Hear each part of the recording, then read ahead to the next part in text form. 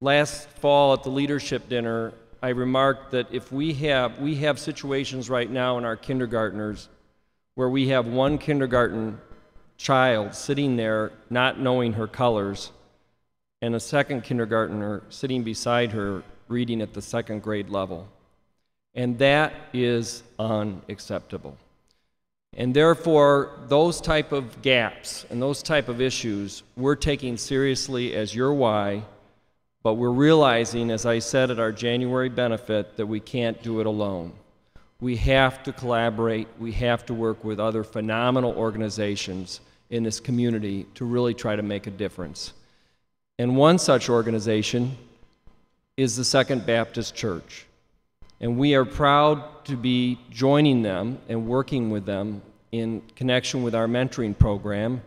And tonight, to share with you some of his thoughts, is the leader of the church, Reverend Mark A. Dennis, Jr., senior pastor of the Second Baptist Church. Mark, could you come up and join us and share with us some of your reflections on our work with you? Thanks.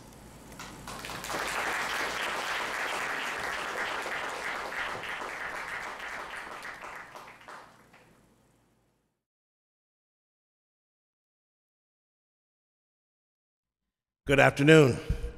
It is a pleasure to be here. Good evening, I should say. It's a pleasure to be here and to greet you, to see many of the familiar faces in the audience. I want to say the Second Baptist is grateful to be a partner with McGaw Y. We could not have chosen a better partner to do so many different things. Different things, you might ask? What are they?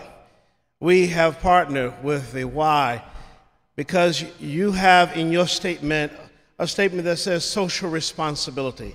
That is also in our vision statement of being a beacon of light. And so together, we too have been very impressed with the McGaw leader and the reader.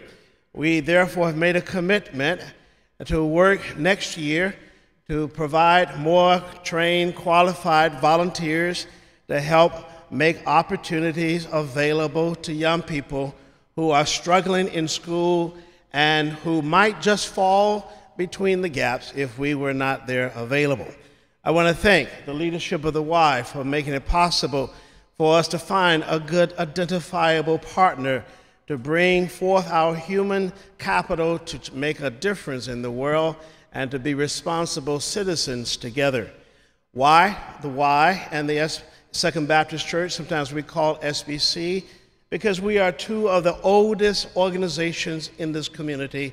This year we will be celebrating our 130th year, and we've been in that same location for all this time.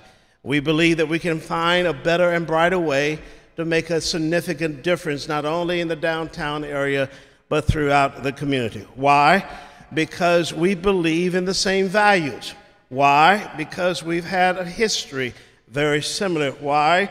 Because we've been partners with many other organizations with the pioneering healthier communities.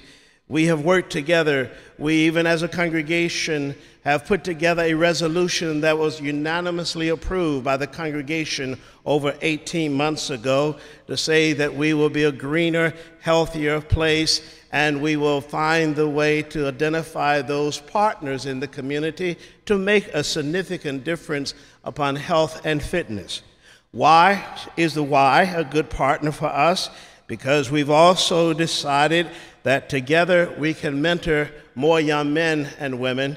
The men's ministry of Second Baptist Church have taken on a very piloted program to work 2 mentors for every 1 mentee. We've made a goal of identifying 5 sets of men.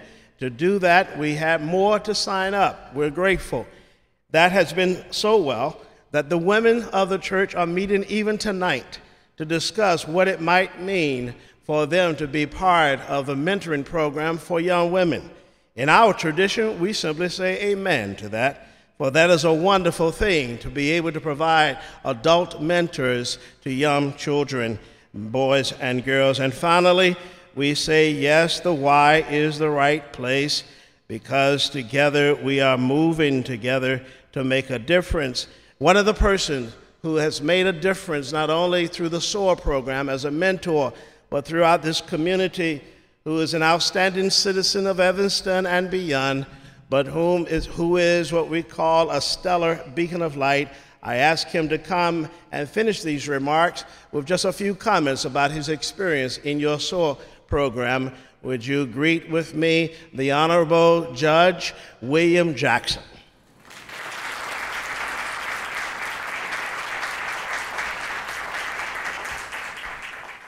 Thank you and good evening. Each time I have a young person in my court for a misdemeanor or similar ordinance violation, it reinforces that we as adults are failing some of our young people. No young person needs to be in court. What our young people need and deserve is to know their true potential and have the family, community, and educational resources to achieve their potential. Young people should be able to talk with and receive guidance from all adults that may be necessary. And we as adults have the obligation to talk with and help guide all the young people that we can. It's programs like SOAR help us fulfill our obligation. Problem with adults with busy schedules, however, has been that adults with busy schedules tend to be committed to their obligations and are understandably hesitant to make commitments that they feel they cannot meet.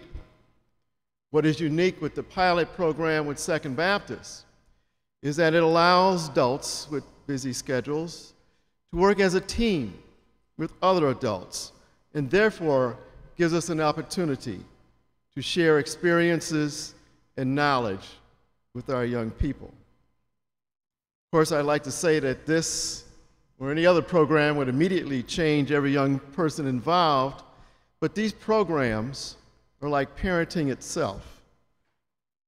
You sow seeds, but you don't always see the results until a critical decision has to be made. But we must continue to sow, for we don't know which statement or which experience will actually take root. I enjoy my continuing experience with SOAR and Darius, my mentee. We run errands. He helped me pick out books for the Children's Center over at the court. We go to the hardware store, but we always end up with lunch, where I could eat guy things, things that my wife may or may not approve of. So it is a win-win in that case, too.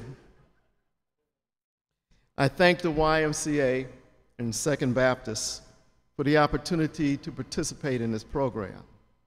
I encourage the extension of the pilot program to other churches and other groups of adults so that all adults have the opportunity to step up and do what needs to be done in this regard for our young people.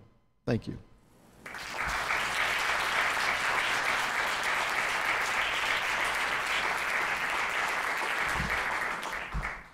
Thank you, Reverend Dennis and Judge Jackson. That's a hard act to follow. I really appreciate your dedication. And now we turn it over to a recognition of other volunteers in addition to the gentleman that just spoke about the SOAR program. And for that, I turn it over, I thought she was right behind me, to Michelle Janke, who is our volunteer coordinator for the Y, to announce the honorees and the volunteers. Thank you, Kirk. And a very special thank you to all the volunteers present with us this evening. Your time and dedication mean a lot to our organization. Without your support, we would not be able to provide the high-quality services to the community. Tonight, we'd like to recognize 5 individuals, along with a corporate group, who have given a tremendous amount of time towards our programs over the past year.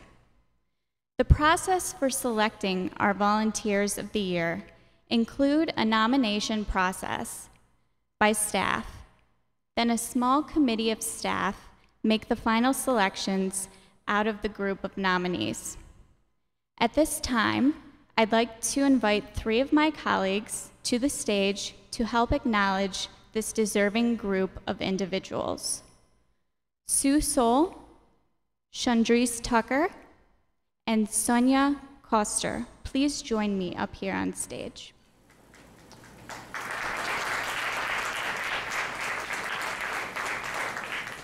And a quick note to the volunteers, as you are called up on stage, there is a stairway located to the right, and also please remain on stage. We'd like to have a group photo when we're done.